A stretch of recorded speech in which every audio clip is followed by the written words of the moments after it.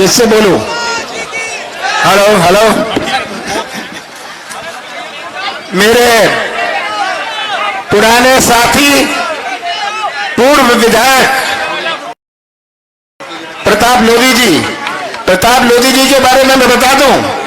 ये प्रताप उइके जी ने, ये विधायक थे, ये ऐसे विधायक थे, इन्होंने कभी मुझे परेशान नहीं किया। प्रताप कहाँ हो तुम? मेरे बहुत पुराने साथी हैं हमारे विधायक पंसे जी, निलय डागा जी, आपके जिले के ही हमारे आदिवासी विभाग के अध्यक्ष रामू टेकाम जी, आपके अध्यक्ष, जिला के अध्यक्ष हेमंत बागले जी, सुनील शर्मा जी, राजेंद्र जायसवाल जी, समीर खान जी, मनोज आर्या जी, और आपके उम्मीदवार समाज सेवक राहुल उइके जी, जो मेरा प्रतिनिधि बनके, ये कांग्रेस के उम्मीदवार हैं पर मेरे प्रतिनिधि हैं आपके बीच में। सबसे पहले आप मेरे साथ नारा लगाइए, जय सेवा, जय जोहार। मेरे साथ और भी नारा लगाइए, बड़ा महादेव की, बड़ा महादेव की। रानी दुर्गावती जी को मैं प्रणाम करता हूं। मैं यहां के सब अपने भाइयों को भी प्रणाम करता हूं। बहुत गहरा संबंध है आप सबसे। यहां आकर, ये तो बच्चे हैं, इनका तो जन्म नहीं हुआ था। जब मैं बैतूल जिला में दौरा करता था, जीप में दौरा करता था, सड़कों की हालत बड़ी खराब थी। बदर में शाम तक 1.5 किलो मिट्टी हो जाती थी। यहां आके मैं ये अपने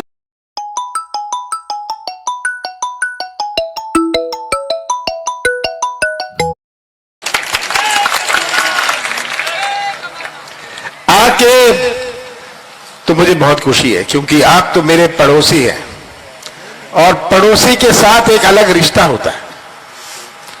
पर आके दुख भी होता है जब प्रदेश की तस्वीर हम देखते हैं, कैसे हर व्यवस्था चौपट है। पूरे प्रदेश की तस्वीर भी आप सबके सामने, आप हैं यहां अपने ब्लॉक में बैठे, अपने क्षेत्र में बैठे। पहले तो मैं आपको, इस ब्लॉक के लोगों को बधाई देना चाहता हूं, धन्यवाद देना चाहता हूं कि रामू टेकाम के चुनाव में आपने रामू को जिताया था यहां से। आज हमारे प्रदेश में चौपट कृषि व्यवस्था, चौपट शिक्षा व्यवस्था, चौपट स्वास्थ्य व्यवस्था, चौपट उद्योग धंधे, चौपट अर्थव्यवस्था, चौपट नदियां, चौपट सुरक्षा व्यवस्था। सबसे ज्यादा अत्याचार अपने देश में आदिवासियों पर मध्य प्रदेश में हुए। सबसे ज्यादा बेरोजगारी पूरे देश में मध्य प्रदेश में। मैं ये नौजवानों को देख रहा हूं, इनको देख के मुझे बड़ी चिंता होती है, क्योंकि यही नौजवान हमारे जिले का और प्रदेश का निर्माण करेंगे भविष्य में। अगर इनका ही भविष्य अंधेरे में रहा तो कैसा निर्माण होगा हमारे प्रदेश का। ये हमारी सबसे बड़ी चुनौती है नौजवानों की भविष्य की। आज के नौजवान कोई रोजगार की खोज में, आप कृषि क्षेत्र से जुड़े हैं, अगर कृषि क्षेत्र में मजबूती होगी तभी तो ये बच्चे को अच्छे कपड़े पहन सकते हैं, अच्छी पढ़ाई कर सकते हैं। सही बात है, तभी तो गांव में किराने की दुकान चल सकती है। आज कृषि क्षेत्र की हालत क्या है, कैसे किसान के साथ अन्याय किया जा रहा है, ये स्थिति आप सबके सामने है। 17 नवंबर को चुनाव है। ये क्या चुनाव है? चुनाव तो आते हैं जिला पंचायत का, जनपद का, नगर निकाय का, पर यह चुनाव का अलग मायने है। इस चुनाव में केवल एक पार्टी की बात नहीं है। यह चुनाव तय करेगा हमारे बैतूल जिले का भविष्य, हमारे घोड़ा डोंगरी क्षेत्र का भविष्य, हमारे मध्य प्रदेश का भविष्य। तो याद रखिएगा, मैंने तो बहुत सारे चुनाव देखे हैं, मैं तो 44 साल से खुद चुनाव लड़ रहा हूं, पर ऐसा चुनाव मैंने नहीं देखा जो आज हम उस चौराहे पर खड़े हैं जो भविष्य तय करेगा। तो आज केवल अपने क्षेत्र का भविष्य नहीं, आपके हाथ में मध्य प्रदेश का भविष्य है।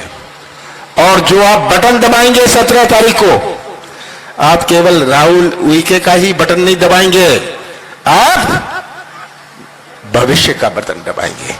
ये याद रखिएगा, भविष्य का बटन दबाएंगे। कैसा भविष्य हमारा मध्य प्रदेश में होए, ये आज आपके सामने जिम्मेदारी है। हमारी सरकार रही थी, 15 महीने हमारी सरकार रही, जिसमें से 2.5 महीने लोकसभा चुनाव और आचार संहिता में गए, 11.5 महीने बचे थे। हमने एक शुरुआत करी थी, और हमने अपनी नीति और नियत का परिचय दिया। कृषि क्षेत्र में मजबूती आए। हमने बैतूल जिले में 85,000 किसानों का कर्जा पहली किस्त में माफ किया। ये पहली किस्त थी, दूसरी किस्त चालू थी, और केवल डिफॉल्टर किसान नहीं, चालू खाते वाले किसानों का भी कर्जा दूसरी किस्त चालू थी कि हमारे कृषि क्षेत्र में मजबूती आए। आपको खाद और बीज के लिए नहीं भटकना पड़ता था। हमने 100 यूनिट 100 रुपए में दिए। कौन सी गलती की मैंने, कौन सा पाप किया मैंने 1000 गौशाले बनाए। कौन सा पाप किया मैंने पेंशन बढ़ाई। आज हमारे कार्यकाल का आप सब गवाह हैं। मैं दोहराना नहीं चाहता क्या क्या किया, पर आप गवाह हैं। और इसीलिए मैं आप सब पर भरोसा करता हूं। मैं मुख्यमंत्री था, विधायक मेरे पास आते थे कि हमें इतना पैसा मिल रहा है। मैंने कहा मैं कुछ नहीं देने वाला, मौज करो। मैं भी सौदा कर सकता था, पर मैं सौदा करके कुर्सी में बैठने वाला नहीं था। मैंने कहा जाए सरकार, क्योंकि मध्य प्रदेश की पहचान सौदे से नहीं होनी चाहिए। इसलिए आज देखिए, ये आप सबके सामने भ्रष्टाचार की कोई सीमा नहीं। हर व्यक्ति जो यहां भी बैठा है, या तो भ्रष्टाचार का शिकार है या भ्रष्टाचार का गवाह है। सही बात है। ये पंचायत से लेके ऊपर तक पैसे दो, काम लो। जगह जगह मैं पूछता हूं भ्रष्टाचार के बारे में। कोई खड़ा हो जाता है, कहता है जी 50 एकड़ जमीन हो किसी के पास,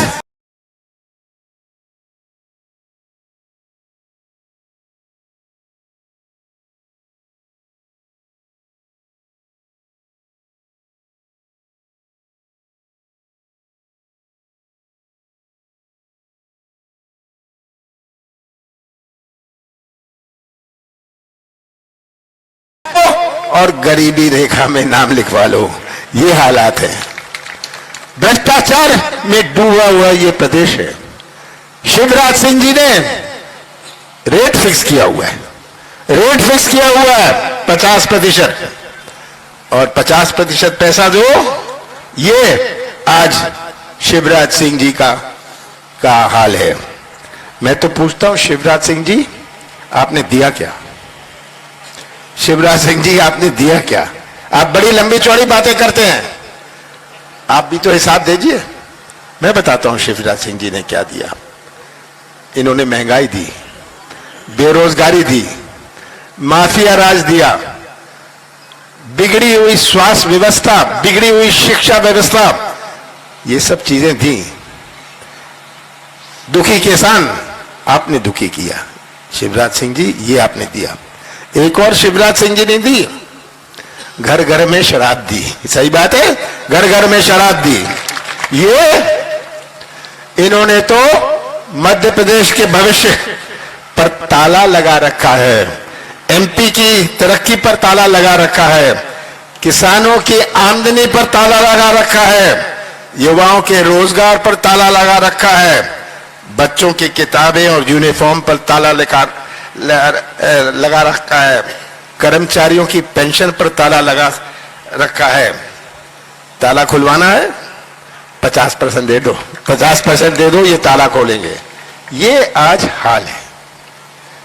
तो ये तस्वीर आप सबके सामने है। मुझे लंबी बात नहीं करनी, मुझे आपसे इतना ही कहना है कि आप वन अधिकार पेशा का उदाहरण लें। पेशा 18 साल बाद इन्होंने कानून लागू किया।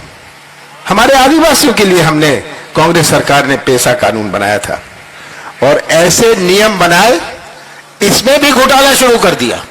उन्होंने कहा ये नया मौका मिला है, हमारी सरकार आएगी, हमारी सरकार आएगी, हम नए कानून बनाएंगे, नए नियम बनाएंगे ताकि आदिवासी खुद ये पैसा कानून का क्रियान्वयन करें।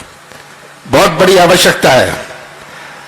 किसान भाइयों, हमारी सरकार आएगी, अब तो ज्यादा समय नहीं बचा। मध्य प्रदेश की जनता ने तय कर लिया है कि शिवराज सिंह जी को विदा करेंगे। बहुत कर लिया उन्होंने, जगह जगह जाते हैं, इनको रोजगार मांगते हुए नौजवानों की आवाज नहीं सुनते। आज किसान के आंसू ये नहीं देखते, इनकी कान नहीं चलती, आंख नहीं चलता, मुंह बहुत चलता है। मुंह चलाने में ये मास्टर हैं, मुंह चलाते रहेंगे। 22,000 घोषणाएं करी हैं और अब पिछले 5 महीनों में चुनाव है, इनको बहनें याद आने लग गई, इनको कर्मचारी याद आने लग गए, क्योंकि किसी तरह कोई ना कोई प्रलोभन दो और जनता को गुमराह करो। कन्या विवाह की राशि हम बढ़ाएंगे, 1 लाख रुपए करेंगे। बेरोजगारों को 15 से 3,000 रुपए तक आर्थिक सहायता करेंगे। हम नौजवानों को आईपीएल की टीम की ट्रेनिंग देंगे। स्कूल शिक्षा हम पूरी तरह मुफ्त करेंगे। ये सब हमारी योजना है, मैं सब पढ़ना नहीं चाहता, आवश्यकता नहीं है, पर इतना ही कहना चाहता हूं, कमलनाथ का साथ मत देना, कांग्रेस का साथ मत देना, तस्वीर रख लेना अपने सामने प्रदेश की और सच्चाई का साथ देना। आप सच्चाई का साथ देंगे, आप सच्चाई का साथ देंगे तो हमारा भविष्य सुरक्षित रहेगा। मैं जानता हूं चिचोली ब्लॉक की क्या मांगे हैं। अरे भाई, मैं जानता हूं ये होगा नहीं। चुनाव के बाद आपको आके मुझे पकड़ लेना पड़ेगा, मेरा कुर्ता खींचना होगा, तभी ये होगा। ये